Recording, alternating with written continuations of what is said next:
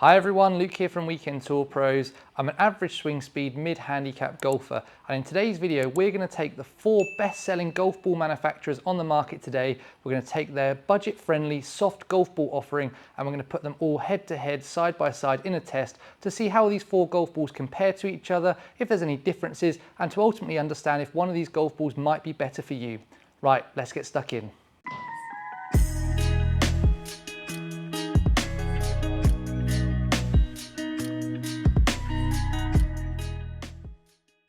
So the 4 golf balls that we're going to be testing in this video today are the Titleist TruFeel, the TaylorMade SpeedSoft, the Callaway Supersoft and the Srixon SoftFeel. Now the first 3 of those golf balls are priced at £24.99 a dozen in the UK, with the Srixon SoftFeel a couple of pounds cheaper at £22.99 a dozen. Now when you read the write-up about all 4 of these golf balls, they all have very similar construction, promise very similar feels, and promise very similar performance. So what we're going to do in this video is we're going to put all 4 golf balls through their paces through 4 key tests to see if we can spot any differences between these golf balls to help you work out if playing one over the other could be better for your golf game. We're going to start with a 20-yard pitch shot to test those short game claims. We'll then move up to full shots with pitching wedge, 7-iron and then driver. For each section of the video, you're going to see me hit a batch of shots with each of the golf balls, and I'll talk you through my immediate feedback in terms of feels and any numbers that jump out for me on the TrackMan. After each section, we'll then do a deep dive on all of that TrackMan data to try and call out any subtle differences between these golf balls to help you work out which one is best for you. At the end of the video, I'll also offer my concluding thoughts on which golf ball I preferred out of the 4 of them based on all the extensive testing that I am doing today.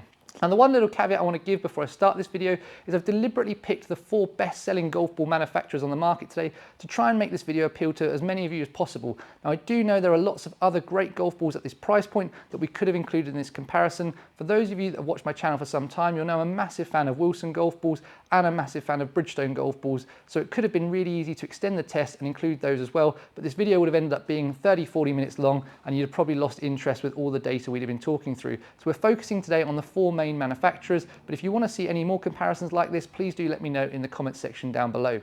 Right, let's set up the test and let's start hitting some shots.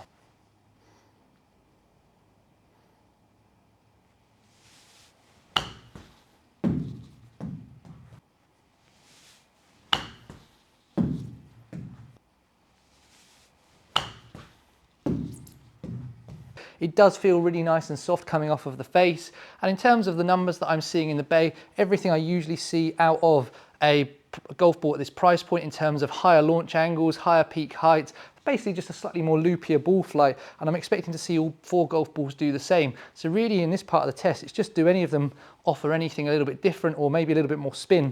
High 3000s, low 4000s in this type of shot, exactly where I'd expect to see for a budget-friendly golf ball.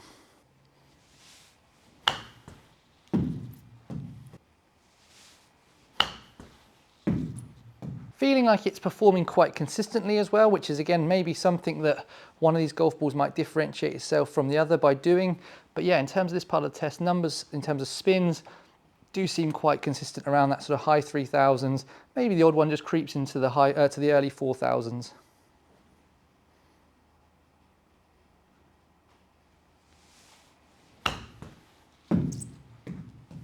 So first one with the SpeedSoft, and just compared to that TruFeel, did feel like that one wanted to jump off the face a little bit more. Very similar numbers, and actually I found this when I did my SpeedSoft in-depth review test, that it did want to jump off the face in this short game shot. The numbers ultimately weren't a lot different, but that was just a feeling that I had when I was in the bay, and yeah, compared to that TruFeel, that's my immediate observation.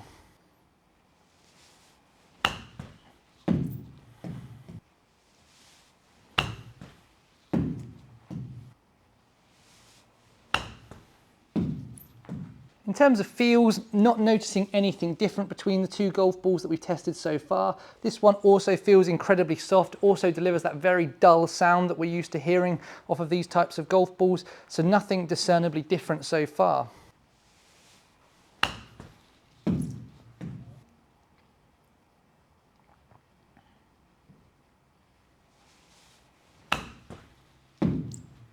First one out the gate, probably the first one that's had a slightly different tone to the sound. Still sounds dull, still sounds really, feels really soft just like the other 2, but definitely kind of had a slightly different tone to the sound that club and cover made together. Maybe just a fraction more higher pitching, but still a dull sound overall.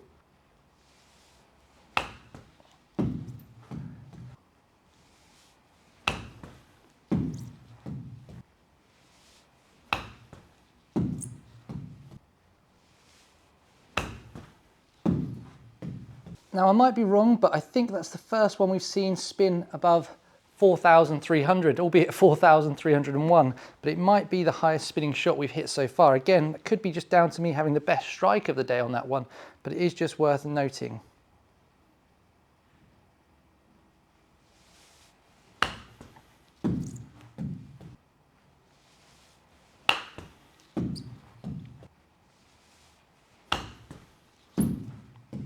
This one feels very, very similar to that Titleist TruFeel. Maybe doesn't want to jump off the face as much as the SpeedSoft did, and very much therefore comparable to the other two golf balls that we've tested so far. And I think in terms of performance, we're seeing some really similar numbers as well.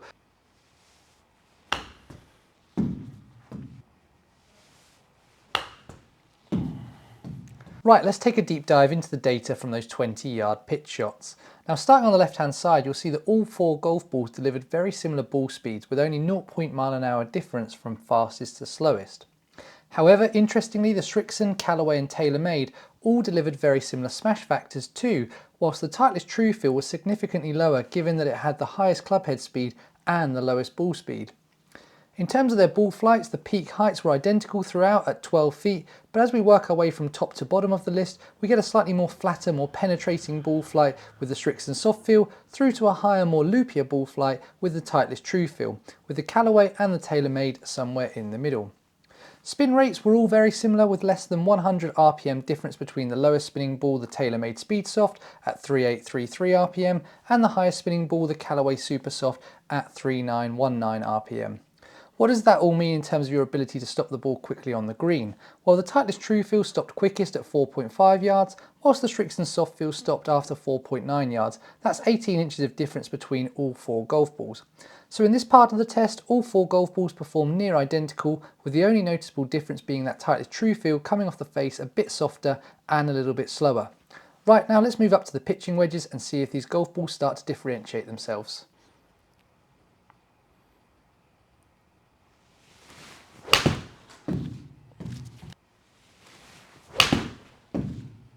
So first impressions with the TruFeel, still feels incredibly soft through the air, does seem to be delivering quite nice launch angles, heights. I'm always looking for around 80 feet and trying to get that land angle to 50, so we're there or thereabouts. Spin rates seem to be hovering on sort of weaker strikes in the high 6,000s, better strikes right into the higher 7,000, so there's some good numbers in there.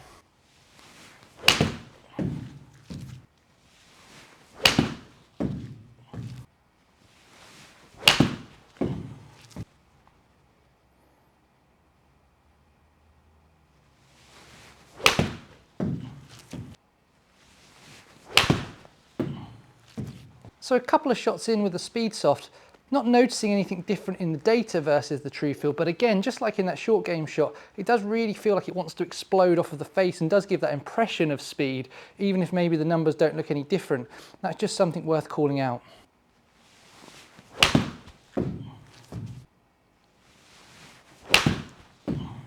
Not sure if I'm hitting this batch of shots a little bit better than the TruFeel, but might be a couple of yards of extra distance out of it, but again, it's just a gut feeling right now. It might not be the case when we look at the data in a bit.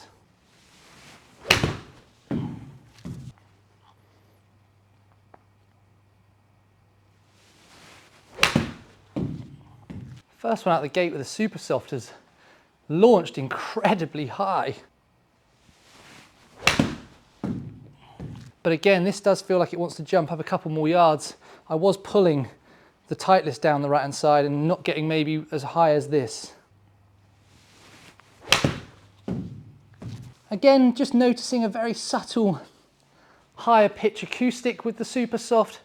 Nothing greatly different to the other three balls, but just in the acoustics of the bay where I've got the luxury of peaked hearing, it is something that I'm noticing.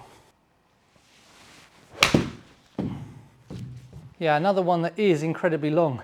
Don't know if that's coming from a reduced spin rate, because 6,000 definitely is lower than the high 6,000s we were seeing from the Titleist, and normally less spin does equal more distance. But if we've got a ball flight that allows us, with how high it's going, to stop it just as quickly, it might not be a problem.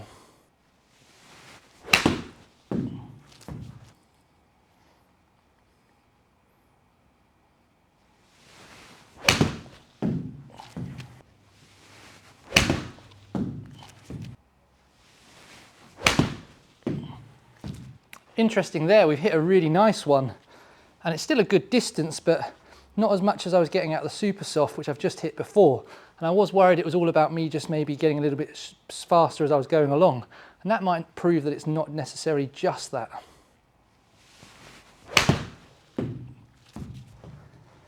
Although that is one of the fastest ball speeds yet. Right, now onto that pitching wedge data. Starting on the left hand side, you'll spot that my club head speed did get a little bit faster from the first ball I hit to the last one. For that reason, I think looking at the smash factors gives us a good indication of the speed of these golf balls in this part of the test, and you'll see that the Callaway, TaylorMade and Titleist golf balls were all very similar, with the Srixon soft feel marginally slower. Ball flights were also incredibly similar between 3 of the golf balls, with the Srixon, TaylorMade and Titleist all delivering similar launch angles, peak heights and land angles. The Callaway Supersoft, however, was higher launching, delivered 10% more peak height and had a steeper land angle. Now, whilst the Callaway had the strongest ball flight, it did have the lowest spin rate at 6211 RPM. This was more than 10% less than the highest spinning golf ball, the Titleist TruFeel, the Srixon and the TaylorMade, both falling somewhere in the middle. In terms of distance, the Srixon, Callaway and TaylorMade all carried around 111 yards, with the Callaway the longest golf ball in this part of the test. The Titleist TruFeel was a couple of yards shorter at 108.6 yards.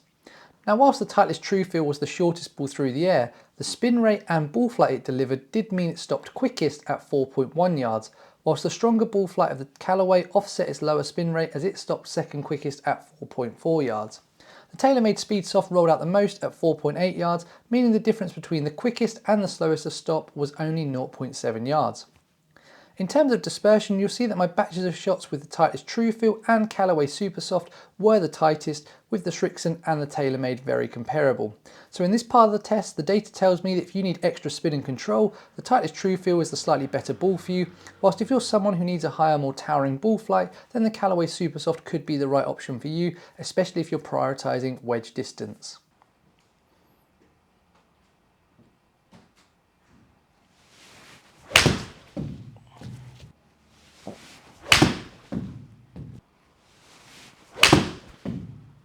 There we go, that's me. That's what I'm capable of. And the golf ball wants to spin in the low 4000s. It does want to get up quite high, which I'm really pleased about. And carrying at 157 is good.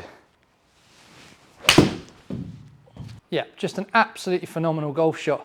4.8 of spin is fantastic for a ball like this. That's sort of what I normally get out of a 35-pound ball, 40-pound ball. Those numbers all round are absolutely delightful. If I hit all of my 7 irons like that, I'd be a very happy golfer.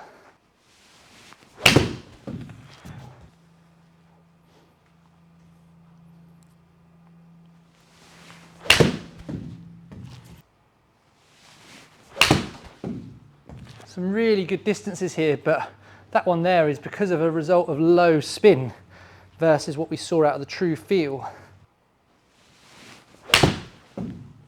And although I'm getting some really good distance off some really good strikes, I think the higher ball speeds so far have been with the TruFeel, and I'm getting some better spin rates as well. Like, that is as good as I can hit this golf ball.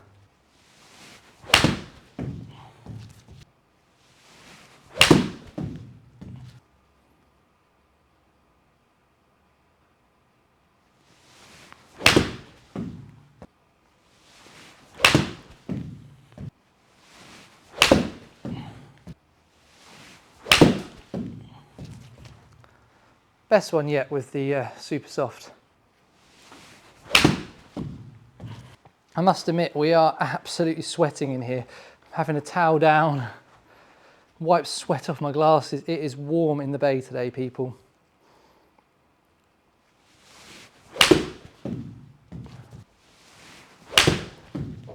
Ball flight definitely doesn't feel as high. In terms of feels, not noticing any great differences between all four of the golf balls at this part of the test. I don't know if we're now at a point where compression off of the face is making more of an overriding sound than the feel of the golf ball, but all four of them do feel incredibly soft. If you like that soft feeling golf ball, you'll like all four of these. Spinning above 4,200, again, feels closer to what we were seeing at the TruFeel. Good speeds, good distances, everything is liked about that golf shot. Right, next up is the 7-iron data. Starting on the left-hand side, you'll see that the smash factors on all four golf balls were very similar. However, as my club head speed and as a result my ball speeds reduced from first ball to last, we do need to bear that in mind when we get to the distances in a bit. Now looking at the ball flights, we've got slightly more peak height and a slightly steeper land angle from the Titleist TruFeel this time, with the launch angles and land angles very similar with the other three golf balls, with only their peak height differentiating them slightly. Now in terms of spin rates, it's also worth remembering that we get about 1,000 more RPM off of the grass from what we get off of the mat, but the Titleist TruFeel was the only golf ball to pass 4,000 RPM on average, reaching 4,247 RPM. That was nearly 600 RPM or 15% more spin than the next best golf ball in this part of the test, which was the Srixon Softfeel at 3,681 RPM. The lowest spinning ball was the Callaway Supersoft at 3,455 RPM, meaning there was only 200 RPM of difference between the other three golf balls. Now if we remember that point I made earlier about my speed dropping off a little bit, I think we can say that the Srixon and Callaway would be similar distance through the air to the other two golf balls if I had delivered similar speeds. Now in terms of stopping power, the higher spin and stronger ball flight of the Titleist TruFeel meant it stopped substantially quicker at 11.8 yards versus 14 yards with the other three golf balls. Also a good point to remind you that TrackMan does play firm and fast, and the amount of rollout I'm seeing with all four of these golf balls is substantially more than I would expect to see out on the golf course for 95% of the year. Now if you look at my dispersion, you'll see that the TaylorMade SpeedSoft was best all round, with the Titleist TruFeel offering similar front to back dispersion. The Srixon and the Callaway were also very similar. So once again, just like in that pitching wedge part of the test, if you need extra spin and control with your irons, then the Titleist TruFeel is the better ball for you. However, if you're chasing pure distance, I'd go for the TaylorMade SpeedSoft, especially given the tight dispersion I had with it. Right, let's finish up with the driver. Right, just before we start hitting the drivers, key thing to let you know is this is shot number 175, so it gives you some idea of just how big these data sets are, which allows me to take the best 80–90% of shots and make sure we've got good consistent data sets for all of these golf balls.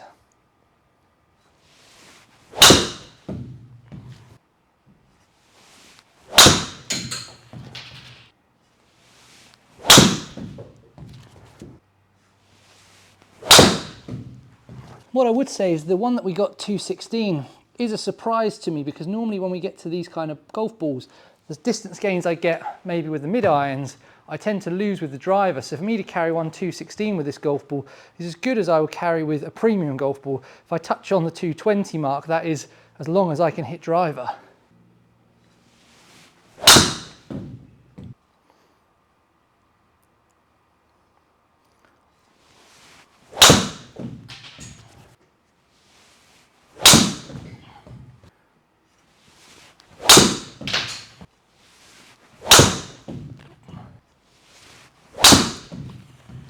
Just while we're moving over to the Callaway, the one comment I do want to make in terms of durability is I have noticed on the Callaway logo, started to see the name of Callaway paint start to fade a little bit. Not seeing that on any of the other golf balls.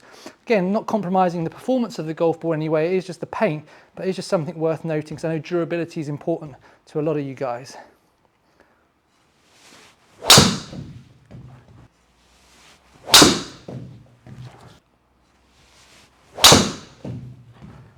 So the Supersoft does feel like it is incredibly consistent.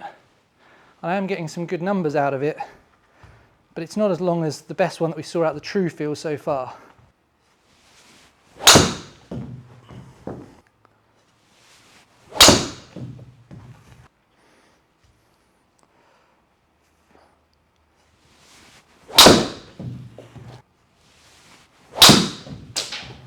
That is fast, one of the fastest we've had today in terms of ball speeds.